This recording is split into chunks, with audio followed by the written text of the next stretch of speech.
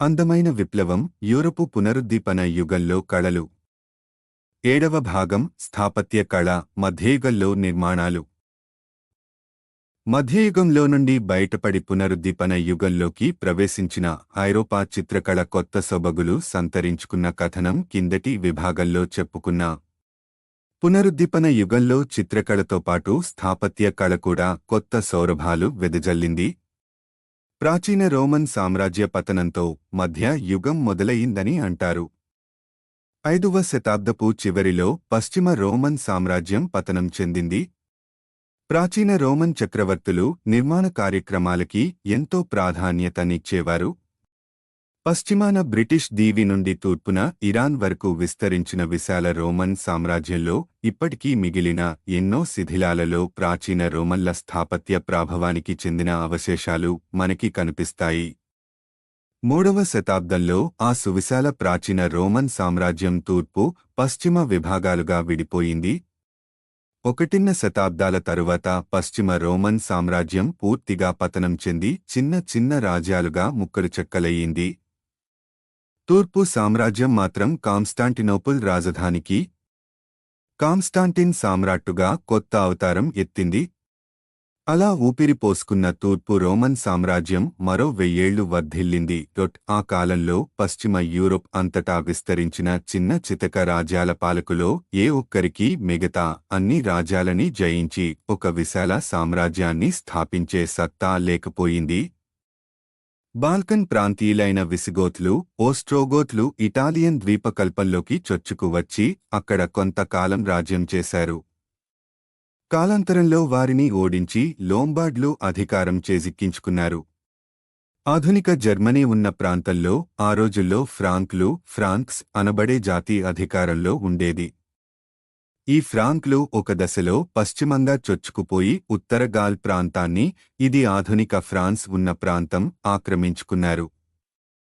ఈ ఫ్రాంక్ జాతికి చెందిన చార్లెమేన్ 76814 అనే రాజు స్పెయిన్లో ఉత్తర, తూర్పు భాగాన్ని, ఉత్తర ఇటలీని, గాల్, ఫ్రాన్స్ లో కొంత భాగాన్ని, కేంద్ర జర్మనీని కలుపుకుంటూ ఒక విశాల సామ్రాజ్యాన్ని స్థాపించాడు.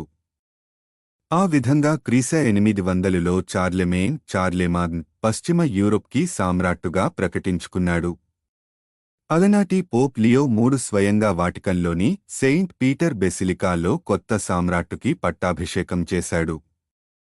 ఆ విధంగా పశ్చిమ రోమన్ సామ్రాజ్య పతనం తరువాత మళ్లీ ఆ ప్రాంతంలో 3 శతాబ్దాల వారడి తరువాత ఓ కొత్త సామ్రాట్టుతో ఓ కొత్త సామ్రాజ్యం ఆవిర్భవించింది.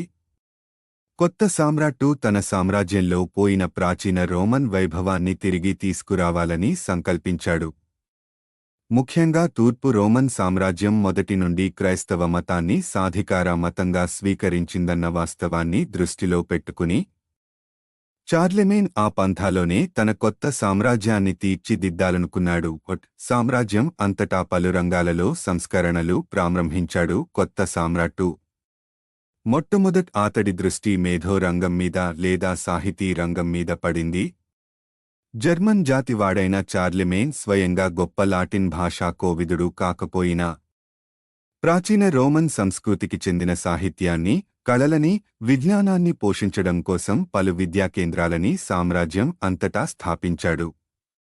ఆయా రంగాలకి చెందిన గొప్ప పండితులని గుర్తించి వారికి ఆ విద్యాకేంద్రాలలో తగు స్థానాన్ని కల్పించాడు. పెద్ద ఎత్తున లేఖకులని నియోజించి ప్రాచీన గ్రంథాలకి వ్రాతప్రతులు తయారు చేయించాడు. ముద్రణ యంత్రాలు లేని ఆ వెనుకటి రోజుల్లో ఎంతో ప్రయాసపడి చేతి వ్రాతతో గ్రంథాలకి ప్రతులు తయారు చేసుకునేవారు. కారోలింగియన్ అనే రాజవంశానికి చెందిన చార్లెమేన్ కాలంలో జరిగిన ఈ సంస్కరణల వల్ల సమాజంలో వచ్చిన సత్పరిమాణాలని కారోలింగియన్ పునరుద్దీపన, కారోలింజియన్ రినెసాన్స్ చెప్పుకుంటారు. కాబట్టి పునరుద్దీపన అనే పదాన్ని కేవలం 1500 దరిదాపుల్లో ఇటలీలో వచ్చిన సత్పరిణామాలనే కాకుండా ఎన్నో ఇతర దశలలో ప్రాంతాలలో వచ్చిన సత్పరిమాణాలని సూచించడానికి కూడా చారిత్రకులు వాడుతూ ఉంటారు. ఎన్నో శతాబ్దాల తరువాత పశ్చిమ యూరోప్లో ఒక సామ్రాజ్యం కుదురుకోవడం వల్ల మళ్లీ నిర్మాణ కార్యక్రమాలు నెమ్మదిగా పుంజుకున్నాయి. ప్రాచీన రోమన్ వైభవంతో తులతూగకపోయినా గత 3 శతాబ్దాల పరిస్థితుల కన్నా ఇప్పుడు పరిస్థితులు మెరుగుపడ్డాయి. 2 వర్గాలకి చెందిన నిర్మాణాలు కొత్త సామ్రాజ్యంలో ఊపందుకున్నాయి. మొదటిది చర్చిల నిర్మాణం. క్రైస్తవ మతాన్ని సాధికార మతంగా స్వీకరించిన తూర్పు రోమన్ సామ్రాజ్యంలో సామ్రాట్టులు చర్చిల నిర్మాణాన్ని ఉదారంగా పోషించారు. తూర్పు రోమన్ సామ్రాజ్యానికి బైజాంటైన్ సామ్రాజ్యం, బైజాంటైన్ ఎంపైర్ అని మరో పేరు కూడా ఉంది. కాబట్టి ఆ సామ్రాజ్యంలో జరిగిన నిర్మాణాలలో వాడుకలో ఉండే బైజాంటైన్ స్థాపత్య కళా సాంప్రదాయాన్ని వినియోగిస్తూ చార్లెమేన్ తన సామ్రాజ్యంలో ఎన్నో చర్చిలు కట్టించాడు. ఇక రెండవ రకాల నిర్మాణాలు పల్లె ప్రాంతాల్లో భూస్వాములు కట్టించిన నిర్మాణాలు. చార్లెమేన్ తన సామ్రాజ్యం ప్రాచీన రోమన్ సామ్రాజ్యంతో తులతుగాలని ఉవ్వేళ్లురాడేగాని నిజానికి ఈ కొత్త రోమన్ సామ్రాజ్యానికి వెనకటి ప్రాబల్యంగాని లేవు. ప్రాచీన రోమన్ సామ్రాజ్యంలో అధిక భాగం రాజధానిలో మొదట్లో రోమ్, తదనంతరం కాన్స్టాంటినోపుల్ కేంద్రీకృతం అయ్యి ఉండేది. కాని అంత ప్రబలమైన కేంద్రం లేని ఈ కొత్త సామ్రాజ్యంలో సామ్రాట్టు భూస్వాముల రాజకీయ మద్దతు మీద ఆధారపడేవాడు. ఆ కారణం చేత చార్లెమేన్ సామ్రాజ్యంలో భూస్వామ్య వ్యవస్థ నెలకొంది. భూస్వాములు సామ్రాట్టుకు తమ విధేయత ప్రకటిస్తే రైతులు భూస్వాములకి విధేయులై జీవించేవారు. ఆధునిక యుగంలో రాచరికాలు సమసిపోయి ప్రజాస్వామ్యాలు ఆవిర్భవించిన నాటి వరకు యూరోప్లో చాలా వరకు భూస్వామ్య పద్ధతే కొనసాగింది. ఇది మన దేశంలో చాలా కాలం బ్రిటిష్ వారి హయాంలో కొనసాగిన జమీందారీ వ్యవస్థని పోలిన వ్యవస్థ. భూస్వాములు కట్టించిన నిర్మాణాలు. భూస్వాముల హయాంలో ఉన్న భూభాగంలో ఒక రకమైన స్థాపత్య కళకి పోషణ లభించింది. భూస్వామ్య వ్యవస్థలో నగరాలు చిన్నవి అయ్యాయి. నాగరిక జీవనం కొంతవరకు పల్లె ప్రాంతాలకి తరలింది. తొలి రోజుల్లో భూస్వాముల నివాసాలు స్థాపత్య కళాఖండాలు అనడానికి లేదు. అలనాటి భూస్వాముల నివాసాలని మొత్తె అండ్ బెలికోట అనేవారు. ఒక గుట్టమీద కొయ్యతో ఇల్లు కట్టుకునేవారు. భూస్వామి తన కుటుంబంతో పాటు ఆ ఇంట్లో ఉంటాడు. అలాంటి గుట్టని మొత్తె అంటారు. పాతకాలపు ఫ్రెంచ్ భాషలో మోట్ అంటే గుట్ట అని అర్థం. ఆ గుట్ట సహజంగా ఏర్పడ్డ గుట్ట కావచ్చు, లేదా మట్టిపోసి ఎత్తుగా ఏర్పాటు చేసిన ప్రదేశం కావచ్చు. భూస్వామి ఇల్లు అలా ఒక గుట్టమీద కట్టడం వెనుక ఒక కారణం ఉంది. ఇల్లు ఎత్తుమీద ఉంటే ఎవరైనా దుండగులు అటకాయించినప్పుడు సులభంగా కనిపెట్టొచ్చు. గుట్టమీద కట్టబడ్డ భూస్వామిని ఇంటిని కీప్ అంటారు. మొదట్లో ఈ కీప్లు కొయ్యతో చెయ్యబడేవి. కాలాంతరంలో భూస్వామి ఇంటికి అదనపు రక్షణ అవసరం గనుక క్రీశ 1000 దరిదాపుల్లో ఈ కీప్ని మాత్రం రాతితో కట్టడం ప్రారంభించారు. అలా ఎత్తుగా ఉన్న ఇంటికి అల్లంత దూరంలో కాస్త దిగువన ధాన్యాన్ని నిలువ చేసుకునే గిడ్డంగులు ఉంటాయి. ఇవి కాక మరికొన్ని చిన్నపాటి ఇళ్లు కూడా ఉంటాయి. ఈ నివాసాలన్నిటికీ ఒక ప్రహరీ గోడ ఉంటుంది. అలా ప్రహరీ గోడకి లోపలి వైపున ఉన్న ఇళ్ల సమూహాన్ని బెలి అంటారు. అందుకే భూస్వాములు నిర్మించే ఈ రకమైన కోటని మొత్తె అండ్ బెలి కాసల్ అంటారు. కాలానుగతంగా ఈ మోట్ మరియు బెయిలీ కోటల రూపకల్పనలో ఒక మౌలికమైన దోషం ఉందని అర్థమయ్యింది. ఎత్తుమీద ఉంది గనుక కీప్కి అదనపు రక్షణ ఉన్నా దిగువన ఉన్న పేట బెలీకి మాత్రం రక్షణ తక్కువని సులభంగా కనిపిస్తుంది. పేటకి ముఖద్వారాన్ని పై చిత్రంలో ఎడమ పక్కన చూడొచ్చు. ఈ సామాన్య ముఖద్వారాన్ని భేదించడం అంత కష్టం కాదు. ఒకసారి శత్రువు పేటలోకి చొచ్చుకు వచ్చి ఆక్రమించినట్లయితే ధాన్యం తదితర సంపద అంతా శత్రువు హస్తగతం అవుతుంది. ఆ విధంగా శత్రువు కోటలో పాగా వేసినట్టు అవుతుంది. కీప్లో ఉండే భూస్వామికి ధాన్యం అందకుండా చేసి పేటలో కొంతకాలం ఓపిగ్గా ముట్టడి కొనసాగిస్తే భూస్వామి కూడా త్వరలోనే లొంగిపోతాడు. ఈ దోషాన్ని గుర్తించిన తరువాత ఈ మోట్ మరియు బెయిలో కోటల్లో కొన్ని సవరణలు జరిగాయి. మోట్ మరియు బెయిలో కోటలని మరింత పటిష్టం చేసే ప్రయత్నంలో వచ్చిన ఒరవడులలో ఒకటి బెయిలీని పలు విభాగాలుగా విభజించడం. అప్పుడు శత్రువు బేలిలో ఒక విభాగంలోకి చొచ్చుకు వచ్చినా ఆ విభాగంలో అతన్ని కట్టడి చేసి నెమ్మదిగా లొంగదీసుకునే ప్రయత్నం చెయ్యొచ్చు. ఆర్థిక పరిస్థితులు మెరుగుపడ్డాక బేలీ చుట్టూ ఉండే ప్రహరీ గోడని చెక్కతో కాక రాతితో నిర్మించే ఒరవడి మొదలయ్యింది.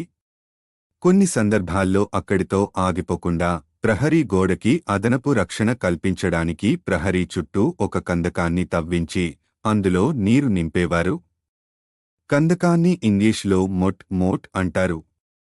ఈ పదం ఇందాక మనం చెప్పుకున్న మొత్తె అన్న పదం చాలా సన్నిహితమైనవి. అలాగే బెయిలీ ముఖద్వారం ఉండే చోట కేవలం ఒక ద్వారాన్ని ఏర్పాటు చేసి ఊరుకోకుండా అక్కడే చిన్న బురుజు లాంటిది ఏర్పాటు చేసే సాంప్రదాయం మొదలయ్యింది. ఆ బురుజులోనే రక్షకభటులు ప్రహరీ కాసే వీలు ఉండేది. ప్రహరీ గోడ చుట్టూ కందకం ఉన్నప్పుడు ఆ కందకం మీదుగా ముఖద్వారాన్ని బయట ప్రపంచాన్ని కలిపే వంతెన ఒకటి ఉంటుంది. కొన్ని కోటల్లో శత్రువు కోట బయట మోహరించినప్పుడు ఆ వంతెనని మరల సహాయంతో పైకెత్తే ఏర్పాటు కూడా ఉంటుంది. పై మార్పుల కన్నా ముఖ్యమైన మార్పు ఒకటుంది. ఒక దశలో భూస్వామి ఉండే కీప్ని బెయిలీకి బయటగా వేరేగా నిర్మించకుండా సరిగ్గా బెయిలో మధ్యలోనే నిర్మించడం మొదలెట్టారు. అయితే కీప్కి ప్రత్యేక రక్షణ అవసరం కనుక దాన్ని ఎత్తైన బురుజుగా నిర్మించేవారు. ప్రాబల్యం పెరిగిన భూస్వాముల నెమ్మదిగా రాజులుగా ఎదిగారు. మరింత ఖరీదైన కోటలు నిర్మించుకునే స్తోమత పెరిగింది. అప్పుడిక కృత్రిమంగా గుట్టలు కట్టుకుని తిప్పలు పడే ప్రయాస పక్కనబెట్టి ఏకంగా పర్వతాల మీదనే కోటను నిర్మించే ఒరవడిని ఆశ్రయించారు. కీప్తో పాటు మొత్తం బెయిలీని కూడా చిన్న కొండ మీద కట్టినప్పుడు, బెయిలీ చుట్టూ ఎత్తైన ప్రహరీ గోడలు నిర్మించినప్పుడు శత్రు దుర్భేద్యమైన కోటలు ఏర్పడ్డాయి. ఈ రకమైన కోటల నిర్మాణ రహస్యాల గురించి యూరోపియన్లు ఎన్నో పొరుగు రాజ్యాల సంపర్కం వల్ల తెలుసుకున్నారు అంటారు చారిత్రకులు.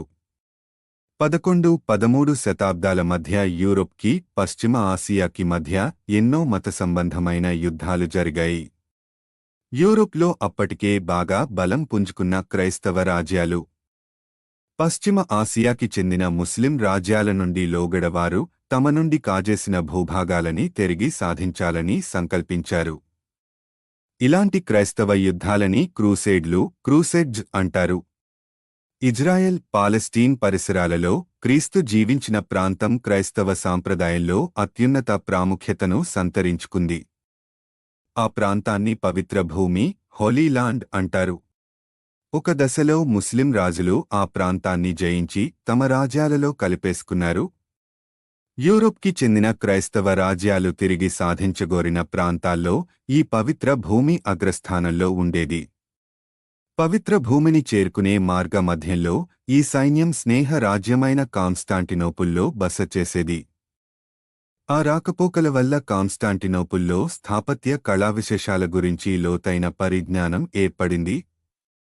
అంతేకాక యుద్ధాల వల్ల సిరియా, ఆధునిక టర్కీ, ఇజ్రాయెల్ తదితర ప్రాంతాలని సందర్శించినప్పుడు అక్కడి స్థాపత్య కళా విశేషాలతో కూడా పరిచయం కలిగింది. కొండల మీద శత్రు దుర్భేద్యమైన కోటల నిర్మాణం ఆ ప్రాంతాలలో అప్పటికే వినియోగంలో ఉంది. సిరియాలోని క్రాక్ ద షెవేలియే కోటని కింది చిత్రంలో చూడొచ్చు. కోటల నిర్మాణాన్ని మినహాయిస్తే యూరోప్లో తొలి మధ్య యుగంలో ఇక వేరే బృహత్తర నిర్మాణాల గురించి చెప్పుకోవాలంటే మఠాల, ఆశ్రమాల నిర్మాణం గురించి చెప్పుకోవాలి.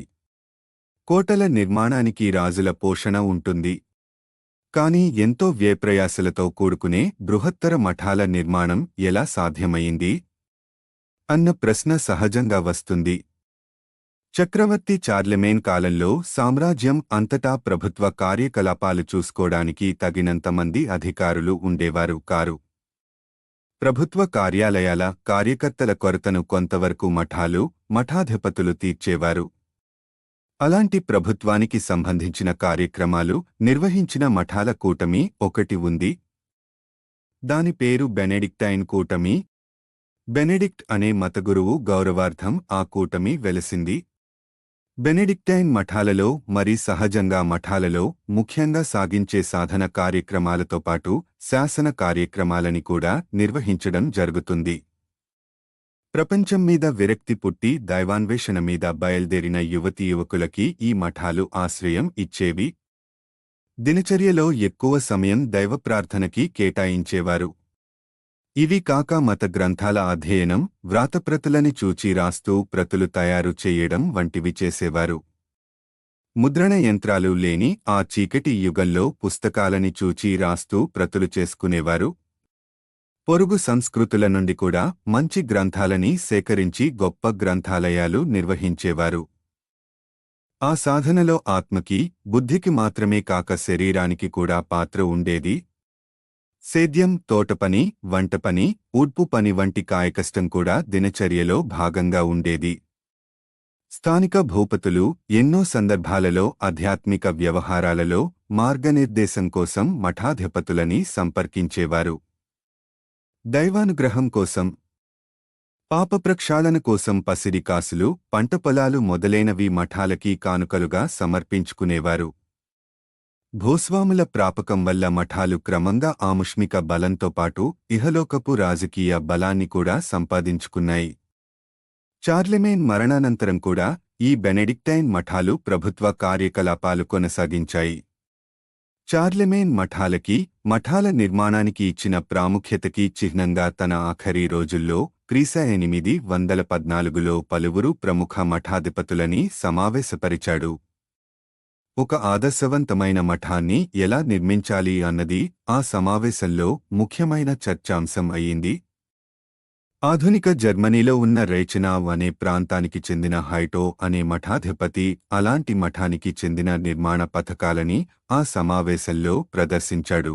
హైటో వర్ణించిన మఠంలో 77 మంది సాధువులు తలదాచుకోవచ్చు. పలు భవనాలు గల ఆ మఠంలో ముఖ్యమైన భవనం ప్రార్థనాలయం. దక్షిణ భాగంలో సాధువులు బస చేసే గదులు ఉంటాయి. పశ్చిమాన ఆహార పదార్థాలు, ధాన్యం నిలువ చేసుకునే గదులు ఉంటాయి. మఠానికి కేంద్ర భాగంలో ఒక విశాలమైన ప్రాంగణం ఉంటుంది.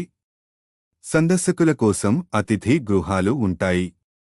అన్నార్తుల ఆకలి తీర్చడానికి పూటకూళ్ల వసతి కూడా ఉండేది. ఒక పాఠశాల, వైద్యశాల కూడా ఉంటుంది. కూరగాయలు, వన మూలికలు పండించుకోడానికి తోటలు ఉంటాయి. గొర్రెలు, గుర్రాలు, పందులు మొదలైన పశువుల కోసం జంతుశాలలు ఉంటాయి. హైటో రూపొందించిన మఠ నమూనా కాలాంతరంలో ఎన్నో మఠాల నిర్మాణానికి స్ఫూర్తినిచ్చింది. అలాంటి ఒక మఠాన్ని కింది చిత్రంలో చూడొచ్చు. సెయింట్ మార్టిన్ దు కనిగు అనే ఈ మఠం ఆధునిక ఫ్రాన్స్లో కాస్టీల్ అనే ప్రాంతంలో ఉంది. ఈ మఠం క్రీశ 1001–1026 దరిదాపుల్లో నిర్మించబడింది. పిరినీస్ కొండల్లో గుండెల్లో ఎంతో అపురూపంగా నిర్మించబడ్డ ఈ మఠం ఇప్పటికీ చెక్కుచెదరకుండా నిలిచి సందర్శకులకి ఆనందం కలిగిస్తోంది. ఆ విధంగా హైటో సూచించిన పంథాలో మఠాల నిర్మాణం యూరోప్లో పలుచోట్ల ముమ్మరంగా కొనసాగింది. మఠంలో ముఖ్య భవనమైన ప్రార్థనాలయం మీద ప్రత్యేక శ్రద్ధ చూపించబడింది. ఎన్నో వినూత్న స్థాపత్య విధానాల రూపకల్పనకి చర్చిల నిర్మాణం అవకాశం ఇచ్చింది. క్రీశ 1000 నుండి పునరుద్దీపన యుగం వరకు కూడా చర్చిల నిర్మాణం కేంద్రంగా ఎన్నో గొప్ప స్థాపత్య సాంప్రదాయాలు ఆవిర్భవించాయి. వాటిలో మొదటిది రోమానెస్క్ సాంప్రదాయం. రోమానెస్క్ స్థాపత్య సాంప్రదాయం క్రీశ 1000 తరువాత వెలిసిన చర్చి భవనాల నిర్మాణం ఒక ప్రత్యేక స్థాపత్య సాంప్రదాయానికి చెందినదిగా నిపుణులు పేర్కొంటారు. ఆ భవనాల నిర్మాణంలో ప్రాచీన రోమ్కి చెందిన నిర్మాణ విధానాల ప్రభావం బలంగా ఉన్నట్టు కనిపిస్తుంది. అలనాటి రోమన్ పద్ధతిని పోలిన సాంప్రదాయం కనుక దీన్ని రోమానెస్క్ స్థాపత్య సాంప్రదాయం, రొమనేస్క్ ఆర్కిటెక్చర్ అంటారు. రోమానెస్క్ అంటే రోమన్ సాంప్రదాయాన్ని పోలిన అని అర్థం. 4వ శతాబ్దంలో రోమన్ చక్రవర్తి కాన్స్టాంటిన్ క్రైస్తవ మతాన్ని రోమన్ సామ్రాజ్య సాధికార మతంగా ప్రకటించిన నాటి నుండి ఆ మతం నెమ్మదిగా బలం పుంజుకోసాగింది. పూర్వపు సామ్రాట్టులు ఆ మతస్థులని నానా రకాల వేధింపులకి గురిచేసేవారు. కాని ఇప్పుడు ఆ మతానికి ప్రభుత్వ ఆమోదం లభించాక క్రైస్తవుల సంఖ్య పెరుగుతూ వచ్చింది. తమ మతంలో కొత్తవారికి చేర్చుకునే విషయంలో క్రైస్తవ మతాధికారులు ప్రత్యేక శ్రద్ధ చూపించేవారు. క్రైస్తవులంతా ఒకచోట సమావేశం కావడానికి కొత్త వారిని కూడా ఒక చోట సమావేశపరిచి వారికి క్రైస్తవ మతత్వాన్ని పరిచయం చేయడానికి చర్చి భవనాలు మంచి అవకాశాన్నిచ్చాయి. భవనం యొక్క నిర్మాణం వీలైనంత ఎక్కువ మందిని సమావేశపరిచేదిగా ఉండాలి. ఈ సందర్భంలో ముందు అసలు చర్చి భవనాలలో ఉండే కొన్ని సామాన్య అంశాల గురించి క్లుప్తంగా చెప్పుకోవాలి. చర్చి భవనంలో ప్రధానంగా ఒక పొడవైన మందిరం ఉంటుంది. చిత్రం సామాన్యంగా అది తూర్పు పశ్చిమ దిశలో విస్తరించి ఉంటుంది. ఆ మందిరానికి ఒక కొసన ఆరాధనా విగ్రహాలుగాని ఆరాధనా చిత్రాలుగాని ఉంటాయి. ఈ ప్రదేశాన్ని ఆప్స్ ఎప్స్ అంటారు. ఆప్స్కి ఎదురుగా విస్తరించిన బారైన ఖాళీ ప్రదేశంలో బల్లల మీద ప్రార్థనకి వచ్చిన భక్తులు కూర్చుంటారు. ఈ ప్రదేశాన్ని నేవ్ నావ్ అంటారు. ఆప్స్కి ఎదుటగా ఉత్తర దక్షిణ దిశలో విస్తరించి ఉండే 2 విభాగాలు ఉంటాయి. వీటిని ట్రాన్సెప్ట్లు ట్రాన్సెప్ట్స్ అంటారు. ఉత్తరానికి ఉండేది ఉత్తర ట్రాన్సెప్ట్ అయితే దక్షిణంగా ఉండేది దక్షిణ ట్రాన్సెప్ట్. చర్చి భవనంలో ఎక్కువ మంది భక్తులు పట్టాలంటే నేవ్ ప్రదేశం యొక్క విస్తీర్ణత చాలా పెద్దగా ఉండాలి. విస్తీర్ణత అంటే పొడవు వెడల్పుల లబ్ధం కనుక విస్తీర్ణతని పెంచాలంటే ఈ రెండిట్లో ఏ ఒక్క దాన్ని గాని లేదా రెంటినీ గాని పెంచాలి. వెడల్పుని పెంచాలంటే స్థాపత్య కోణం నుండి లేదా సాంకేతిక కోణం నుండి చూసినప్పుడు కొన్ని సమస్యలు ఎదురవుతాయి. మందిరం వెడల్పు పెరగాలంటే చూరు వెడల్పు పెంచవలసి వస్తుంది. చూరు వెడల్పు తక్కువగా ఉంటే చూరు బరువుని ఇరుపక్కలా ఉండే గోడలు సునాయాసంగా మోయగలవు. చూరు మరీ వెడల్పుగా ఉంటే అంత విశాలమైన చూరుని మోయడం కోసం గోడలు మాత్రమే కాకుండా చూరు కింద అక్కడక్కడా స్తంభాలని ఏర్పాటు చెయ్యక తప్పదు. ఆ స్తంభాలు సరిగ్గా నేవ్ నడి మధ్యలోకి వస్తాయి. నేవ్ మధ్యలో స్తంభాలు నిర్మించినప్పుడు అవి నేవ్లో కూర్చునే భక్తులకి అడ్డొస్తాయి. కాబట్టి వెడల్పు మరీ ఎక్కువగా పెంచకుండా పొడవును ఎక్కువగా పెంచడం జరుగుతుంది. అయితే పొడవు మరీ ఎక్కువ అయినప్పుడు నేవ్కి కొసలో కూర్చునే భక్తులకి ఆరాధనా చిత్రం మరీ చిన్నగా కనిపిస్తుంది. అంతేకాక అల్లంత దూరంలో ప్రవచకుడు చెప్పే ప్రవచనం వినిపించాలన్నా కూడా నేవ్ పొడవు మరీ ఎక్కువ కావడానికి వీల్లేదు. కాబట్టి పొడవుని కూడా మరీ ఎక్కువగా పెంచడం సాధ్యం కాదు. ఈ సమస్యని పరిష్కరించడం కోసం పొడవు వెడల్పులతో పాటు ఎత్తుని కూడా పెంచే విధానాన్ని కూడా అవలంబించారు స్థపతులు. భవనం ఎత్తు పెంచి మొదటి అంతస్తులో ఇరుపక్కలా భక్తులు కూర్చుని కింద అంతస్తులో ఆప్స్లో జరిగే ప్రార్థనలు తిలకించడం ప్రవచనాలు వినడం మొదలైనవి చెయ్యొచ్చు. అయితే ఎత్తును కూడా మరీ ఎక్కువగా పెంచితే మరో కొత్త సమస్య వస్తుంది. అదేమిటో అర్థం కావాలంటే అసలు అలనాటి తొలి భవనాలలో చూరుని ఎలా నిర్మించేవారో ఒకసారి గమనించాలి. ఇక్కడే ప్రాచీన రోమన్ స్థాపత్య సాంప్రదాయపు ప్రభావం కనిపిస్తుంది. ప్రాచీన రోమన్ నిర్మాణాలని చాపాలని ఆర్చెస్ విస్తృతంగా వినియోగించేవారు. రాళ్లు పేర్చి ఒక గోడ కట్టినప్పుడు గోడ కింది భాగంలో ఉండే రాళ్లు గోడపై భాగాల బరువుని మోస్తాయని సులభంగా అర్థం చేసుకోవచ్చు. కాని అలాంటి గోడలో ద్వారాన్ని ఏర్పాటు చేయడం కోసం ఒక ఖాళీ ప్రదేశాన్ని సృష్టించాలంటే ఆ ద్వారానికి పైన ఉండే గోడ బరువుని ఎవరు మోస్తారు?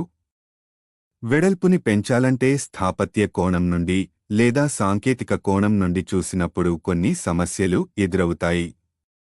మందిరం వెడల్పు పెరగాలంటే చూరు వెడల్పు పెంచవలసి వస్తుంది.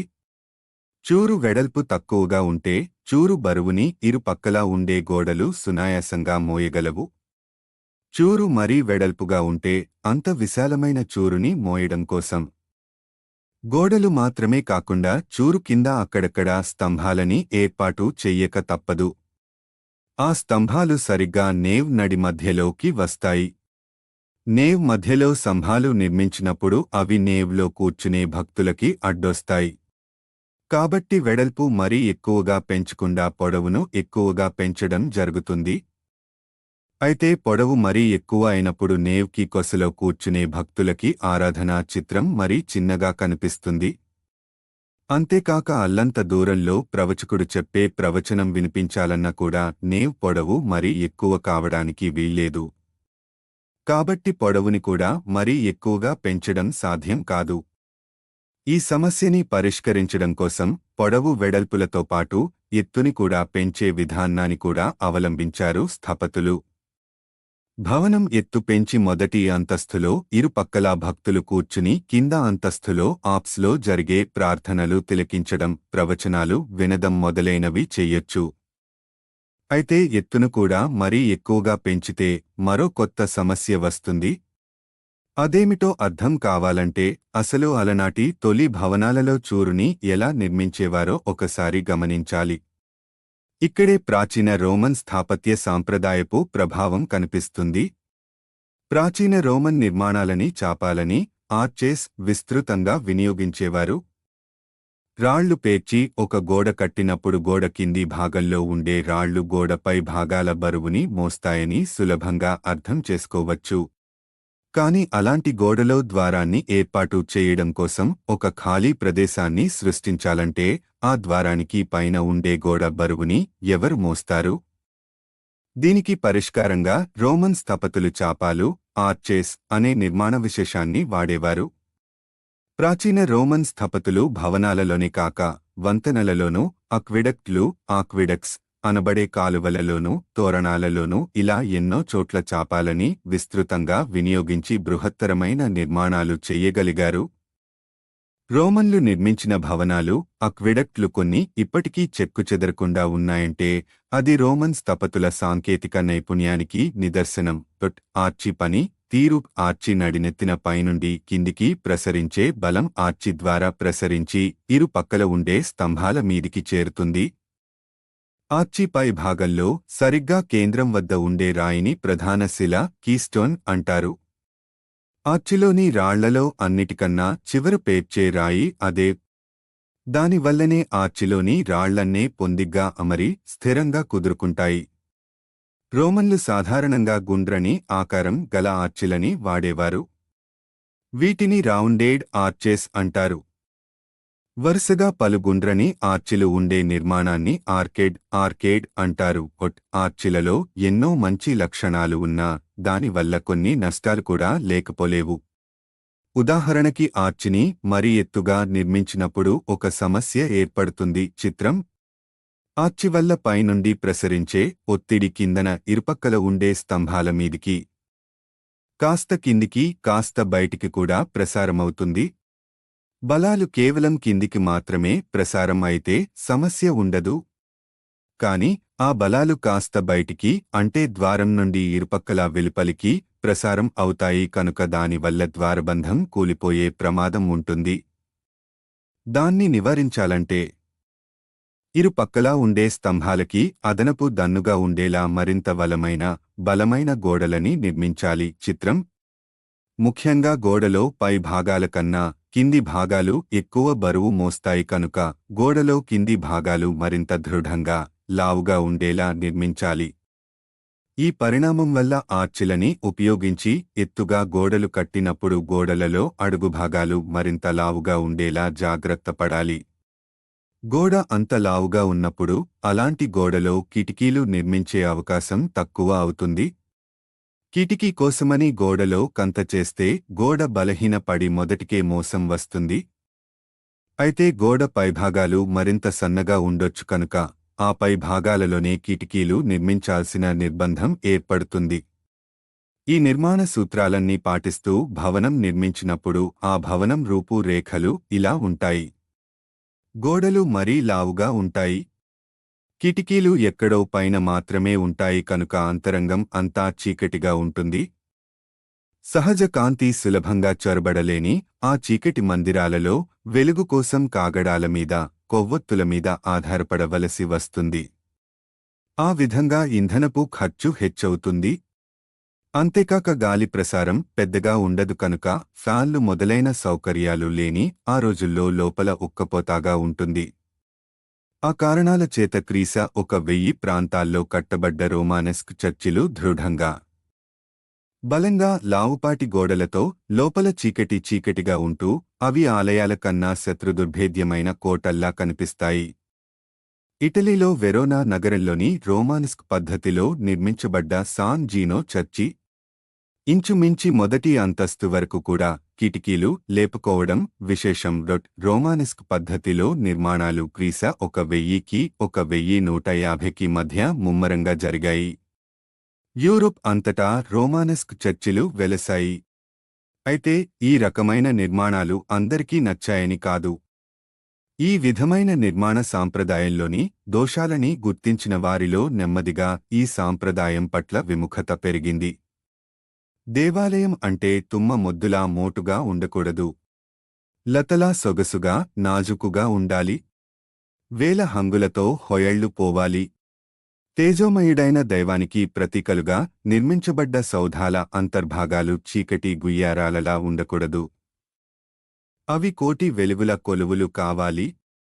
ఎదలో చీకటి దొలిచేస్తుంటే ఓరట కోసం ఆలయాలని ఆశ్రయించిన భక్తులకి బాసటగా నిలిచి గుండెల్లో కాంతులు నింపాలి. ఇవన్నీ జరగాలంటే అందుకు ఆలయాలని నిర్మించే తీరు పూర్తిగా వేరేగా ఉండాలి. ఈ రకంగా ఆలోచించిన ఒక ఫ్రెంచ్ మతాధికారి ఉన్నాడు. అతడి పేరు అబ్బట్ సుజే ఆబ్బట్ సూజర్. అతడి ప్రమేయం వల్లనే యూరోప్లో ఆలయాల నిర్మాణంలో ఓ కొత్త నిర్మాణ సాంప్రదాయం చోటుచేసుకుంది. దాని పేరు గోథిక్ సాంప్రదాయం. గోథిక్ స్థాపత్య సాంప్రదాయం, గోథిక్ ఆర్కిటెక్చర్. 12వ శతాబ్దపు రెండవ సగంలో గోథిక్ సాంప్రదాయం ఆవిర్భవించింది అంటారు చారిత్రకులు. ఇది ఫ్రాన్స్లో Ile de France, Ile de France అంటే ఫ్రెంచ్ దీవి అనే ప్రాంతంలో మొదలయ్యింది. ఇది ఫ్రాన్స్లో నేడు పారిస్ నగరం ఉన్న పరిసర ప్రాంతం అన్నమాట. ఆ ప్రాంతంలో అప్పటికే ఆచరణలో ఉన్న నార్మన్ స్థాపత్య సాంప్రదాయం నుండి ఈ గోథిక్ సాంప్రదాయం వికాసం చెందింది అంటారు. నార్మన్ జాతికి నోర్మన్స్ ఆ రోజుల్లో ఈల్ ద ఫ్రాన్స్ ప్రాంతాన్ని పాలించేవారు. వారి పేరు మీదే అక్కడి స్థాపత్య సాంప్రదాయానికి నార్మన్ స్థాపత్య సాంప్రదాయం అని పేరొచ్చింది.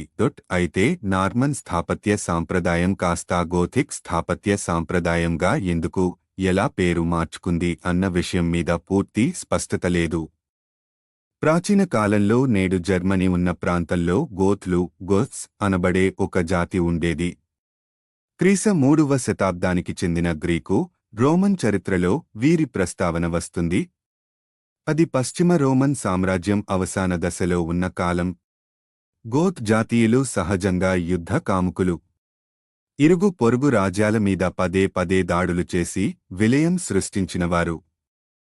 3వ శతాబ్దంలో దిగువ ఆసియా, ఏసియా మైనర్ లో పలు ప్రాంతాల మీద దాడులు చేసి మొత్తం నగరాలని ధ్వంసం చేశారు.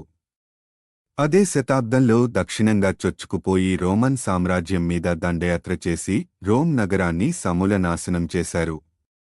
కాబట్టి గోత్లకి చరిత్రలో విధ్వంసకులుగా, ముష్కరులుగానే పేరుంది. ఫ్రాన్స్లో కొత్తగా ఊపిరిపోసుకుంటున్న స్థాపత్య కళకి గోత్ల పేరు జోడించినవారు ఇటలీకి చెందిన వ్యాఖ్యాతలు. చారిత్రకంగా రోమన్ చరిత్రకారులు రోమన్ సామ్రాజ్యానికి ఇరుగు పొరుగున ఉన్న జాతులన్నిటినీ అనాగరిక జాతులుగానే చూసేవారు. వారి దృష్టిలో గోత్లు కూడా అలాంటి అనాగరిక ముష్కరజాతికి చెందినవారే. ఇటలీకి బయట వెలిసిన అలాంటి ఒక అనాగరిక స్థాపత్య సాంప్రదాయంగా ముద్ర వేయాలనే ఉద్దేశంతోనే నార్మన్ స్థాపత్య సాంప్రదాయానికి గోథిక్ సాంప్రదాయం అని పేరు పెట్టారు. నార్మన్ స్థాపత్య సాంప్రదాయాన్ని ఆ విధంగా గోథిక్ స్థాపత్య సాంప్రదాయంగా ప్రస్తావించడం వెనుక కొంత దురుద్దేశం గోచరించినా నిజానికి గోథిక్ నిర్మాణ శైలి సర్వాంగ సుందరంగా, కడు నాజుకుగా, రోమానెస్క్ నిర్మాణాలలో ఉండే అవలక్షణాలకి దూరంగా ఉంటుంది. పారిస్ నగరానికి అల్లంత దూరంలో ఉన్న సెయింట్ డెనిస్ అనే చిన్న ఊళ్ళో నిర్మించబడ్డ ఒక మత సౌధమే గోథిక్ సాంప్రదాయ చిహ్నాలన్నిటినీ పోతపోసుకున్న మొట్టమొదటి నిర్మాణం అని చెప్పుకుంటారు. రోమానెస్క్ నిర్మాణాలతో పోల్చితే గోథిక్ నిర్మాణాలలో కనిపించే మొట్టమొదటి తేడా అక్కడి చాపాలలో ఆర్చెస్ కనిపిస్తుంది. రోమానెస్క్ నిర్మాణాలలో గుండ్రని చాపాలు, రౌండెడ్ ఆర్చెస్ కనిపిస్తాయని ముందు చెప్పుకున్నాం. అయితే గుండ్రని చాపాలతో ఒక సమస్య ఉందని కూడా లోగడ చెప్పుకున్నాం.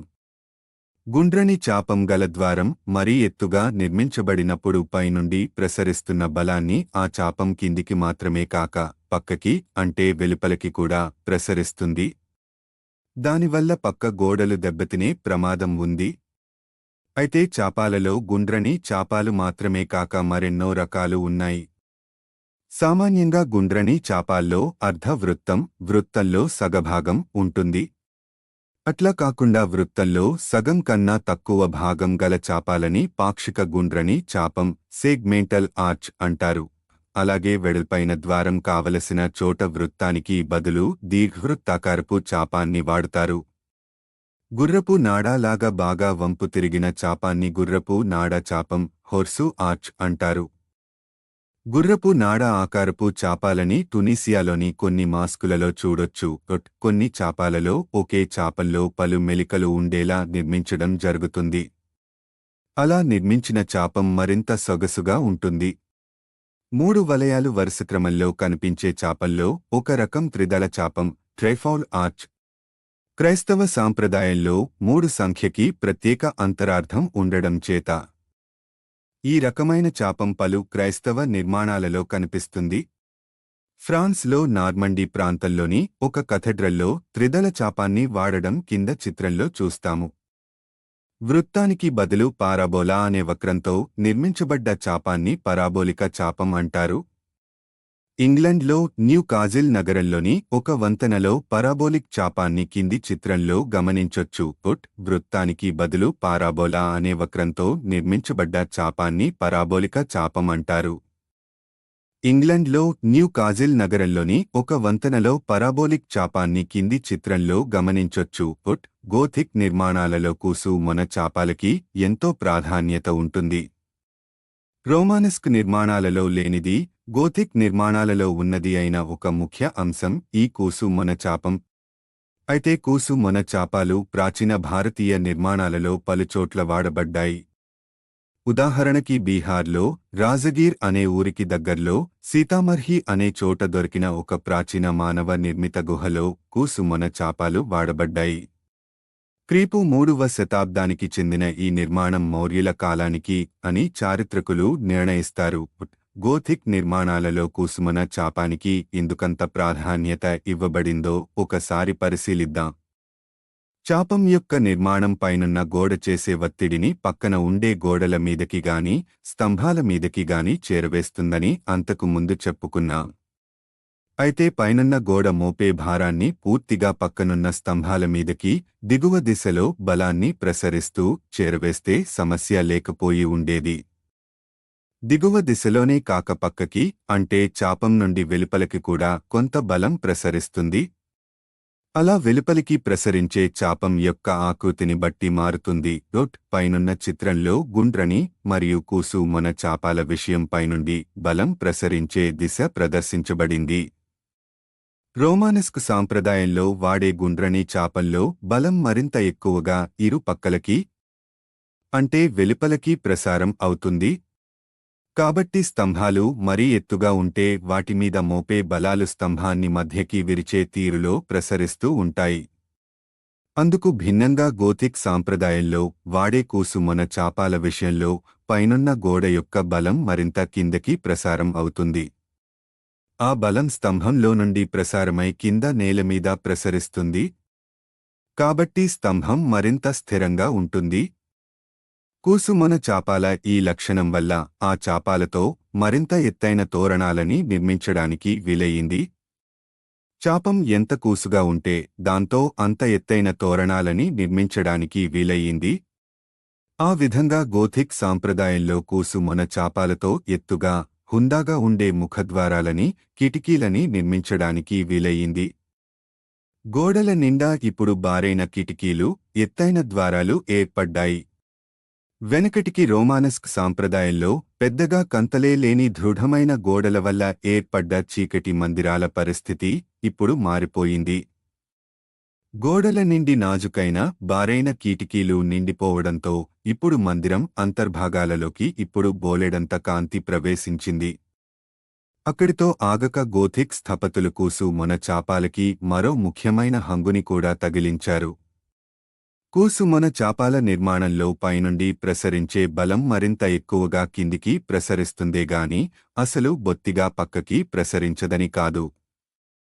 రోమానస్క్ తోరణాలలో పైనుండి ప్రసరించే బలం ఇరుపక్కలకి అంటే వెలుపలికి కూడా ప్రరిస్తుంది గనుక దాన్ని అడ్డుకోవడం కోసం దిగువ భాగాలలో గోడలకి మరింత దన్ను ఇవ్వడం కోసం గోడల మందాన్ని పెంచిన విషయం చిత్రం అంతకు ముందు చెప్పుకున్నాం. గోథిక్ స్థపతులు కూడా అదే విధంగా గోడల దిగువ భాగాలకి అదనపు దన్ను ఇవ్వడం కోసం ఒక ప్రత్యేక ఏర్పాటు ఆలోచించారు. అయితే మోటుగా గోడల మందం పెంచకుండా మరింత నాజుకైన పరిష్కారాన్ని ఆలోచించారు. ఆ పరిష్కారాన్ని కింది చిత్రంలో చూడొచ్చు. ముఖద్వారానికి ఇరుపక్కల ఉండే స్తంభాల మీద వెలుపలకి ప్రసారమయ్యే బలాన్ని అడ్డుకోవడం కోసం ఆ స్తంభాలకి కాస్త దూరంగా మరొక నిర్మాణాన్ని ఏర్పాటు చేశారు. అందులో ఉండే అర్ధచాపం వెలుపలికి ప్రసారం అవుతున్న బలాన్ని అవతల ఉన్న కాస్త పొట్టి గోడ మీద పడి ఆ గోడ ద్వారా భూమి మీద ప్రసారం అయ్యేలా ఏర్పాటు చేశారు. ఇప్పుడు అదనంగా వచ్చిన నిర్మాణం మునుపటి గోడకి దూరంగా ఉంది కనుక మొదటి గోడ యొక్క మందం పెరగదు. అంతేకాక ఈ కొత్త నిర్మాణంలో ఇద్దరు మనుషులు ముఖద్వారానికి ఇరు పక్కలా నిలుచుని చేతులు చాచి ముఖద్వారపు స్తంభాలకి దన్ను ఇస్తున్నట్టు కనిపిస్తూ ఎంతో సొగసుగా ఉంటుంది. అసలు గోడకి దన్నుగా కాస్త దూరంగా ఏర్పాటు చేసిన ఇలాంటి నిర్మాణాన్ని దూరపు దన్ను అంటారు. ఇంగ్లీష్లో దీన్ని ఫ్లాయింగ్ బట్రేస్ అంటారు. బట్రేస్ అంటే దన్ను, ఫ్లాయింగ్ అంటే ఎగరడం. గోడకి అల్లంత దూరంలో గాలికి ఎగిరిపోతున్నట్టుగా వయ్యారంగా ఏర్పాటయ్యింది కనుక దాన్ని కాస్త కవితా ఫక్కీలా అలా పిలిచారు అలనాటి నిర్మాతలు. పైన ప్రదర్శించబడినది దూరపు దన్ను నిర్మాణం యొక్క అత్యంత ప్రాథమిక రూపం. వాస్తవంలో దీనికి మరిన్ని మెరుగులు దిద్ది దీని యొక్క మరింత సంక్లిష్ట రూపాలని వాడడం జరుగుతుంది. ఉదాహరణకి ఒకే దూరపు దన్నుకి బదులుగా ఒక దూరపు దన్నుకి దన్నుగా రెండవ దూరపు దన్నుని నిర్మిస్తారు. లేదా దూరపు దన్నుని ఒకేసారి పలు ఎత్తుల్లో ఉండేలా నిర్మిస్తారు. ఇలాంటి నిర్మాణ శైలిలో సౌధం కఠినమైన గాలి చొరబడని గోడలతో నిర్మించబడ్డ కారాగృహంలా కాక ఒక సొగసైన నాజుకైన పంజరంలా కనిపిస్తుంది. నేలలో దిగబడ్డ కరకు బండలా కాక నింగికి ఎగేయడానికి సిద్ధమవుతున్న రాయంచలా కనిపిస్తుంది. గోథిక్ స్థపతులు వెనకటి రోమానెస్క్ నిర్మాణాలకి చేసిన సవరణలు మరికొన్ని ఉన్నాయి. రోమానెస్క్ నిర్మాణాలలో గుండ్రని చాపాలు వాడేవారని చెప్పుకున్నాం. అది ద్వారాలకి కిటికీలకి వర్తిస్తుంది. అయితే అదే గుండ్రని చాపపు ఆకారంలో భవనం యొక్క అంతర్భాగాన్ని ముఖ్యంగా చూరుని కూడా నిర్మిస్తే చూరు యొక్క పరిచ్ఛేదం గుండ్రని చాపాకారంలో ఉంటుంది. కింది చిత్రం. ఆ కారణం చేత ద్వారాల వద్ద గుండ్రని చాపాన్ని వాడితే ఎలాంటి నష్టం వాటిల్లుతుందో చూరు విషయంలో అదే నష్టం వాటిల్లుతుంది. అయితే చూరులో కూసు మొన చాపాన్ని యథాతథంగా వాడితే ఎత్తు పెరుగుతుందేమో గాని అంతర్భాగం మరింత ఇరుకవుతుంది. ఈ సమస్యని పరిష్కరించడం కోసం కొన్ని సందర్భాలలో మూడు కూడా చాపాలు ఒక దాన్నొకటి కోసుకుంటూ నిర్మించిన చూరుని రూపొందించారు. ఇలాంటి చూరుని అడ్డుకోత చూరు, రిబ్ వోల్ట్ అంటారు. ఫ్రాన్స్లో నార్మండీ ప్రాంతంలో కింపర్లే అనే ఊళ్ళో ఒక చర్చిలో అడ్డుకోత చూరు. ఇక్కడ రెండు చాపాలు ఒకదాన్నొకటి కోసుకోవడం కనిపిస్తుంది. కొన్ని చోట్ల రెండుకి బదులు మూడు చాపాలు ఒకదాన్నొకటి కోసుకునేలా చూరుని నిర్మించారు. అలాంటి ఏర్పాటుతో నిర్మాణంలో ఇంజనీర్లు కోరుకునే దృఢత్వంతో పాటు స్థపతులు కోరుకునే రూపలావణ్యాన్ని కూడా సాధించడానికి వీలయ్యింది. అయితే ఇలాంటి అడ్డుకోత చూరుని ఫ్రెంచ్ స్థపతులు సొంతంగా కనిపెట్టారు అంటే పొరబాటే. ఇలాంటి చూరు వినియోగం అంతకు ముందే మహ్మదీయ స్థాపత్య సాంప్రదాయంలో వాడుకలో ఉండేది. ఇలాంటి చూరు నిర్మాణాన్ని మహ్మదీయ స్థపతులు మరో కొత్త ఎత్తుకి తీసుకువెళ్లారు. ఒక సందర్భంలో ఒకే చూరులో 2-3తో ఆగక మొత్తంగా 8 చాపాలు కలిసేలా కడు రమణీయంగా నిర్మించారు మహ్మదీయ స్థపతులు. కింది చిత్రం. 8 చాపాలు ఒకే చూరులో కలుస్తున్నట్టుగా నిర్మించడ్డ అడ్డుకోత చూరు. ఇది స్పెయిన్ దేశంలో కోర్డోబా నగరంలో మహ్మదీయ సాంప్రదాయం ప్రకారం నిర్మించబడ్డ భవనం. ఆఖరుగా గోథిక్ స్థపతులు తమ నిర్మాణాలలో ప్రవేశపెట్టిన మరొక విలక్షణమైన అంశం గురించి చెప్పుకోవాలి. కూసు మొన చాపాల వినియోగం వల్ల పొడవైన ద్వారాలని, కిటికీలని రూపొందించడానికి వీలయ్యిందని అంతకు ముందు చెప్పుకున్నాం. ఆ కారణం చేత గోథిక్ నిర్మాణాలలో మరింత సహజ కాంతి ప్రవేశించే వీలు ఏర్పడింది. ఈ మార్పు వల్ల రోమానెస్క్ నిర్మాణాల కన్నా గోథిక్ నిర్మాణాలు మరింత ప్రకాశవంతంగా తయారయ్యాయి. ఒకప్పుడు చీకటి గుయ్యారాలలా ఉన్న ప్రార్థనాలయాలు ఇప్పుడు తేజోభూమికలుగా మారాయి. ఈ ఒరవడిని మరింత ఇనుమడింపజేయడం కోసం గోథిక్ స్థపతులు మరొక మహత్యం చేశారు. పొడవు పెరిగిన కిటికీలలో మామూలు గాజుకి బదులు రంగు గాజులు వాడడం మొదలెట్టారు. రంగుటద్దాల స్టెండ్ గ్లాస్ వాడుక అంతకు ముందు నుంచే ఉంది. కాని గోథిక్ నిర్మాణాలలో ప్రత్యేకించి అధిక సంఖ్యలో కిటికీలు, ద్వారాలు ఉండడం ఒక సహజ లక్షణం కనుక ఆ కిటికీలలో రంగుటద్దాలు వాడినప్పుడు ఒక మహత్యం జరిగింది. గోథిక్ సౌధంలోకి ప్రవేశించిన తెల్లని సూర్యకాంతి లోపల అసంఖ్యాక సవర్ణ మయూఖాలుగా వికీర్ణం చెంది మయూర నాట్యం చేసింది. గాజు తయారీలో కొత్త పుంతలు తొక్కుతూ గాజులో ఏ రసాయనాలు కలిపితే ఎలాంటి వైవిధ్యం గల రంగులు పుట్టించవచ్చో పరిశోధనలు చేశారు. కొన్ని రకాల గాజులు మరకతాలలా మరులు గొలిపితే మరికొన్ని కెంపుల్లా ఇంపుగా తోచేవి.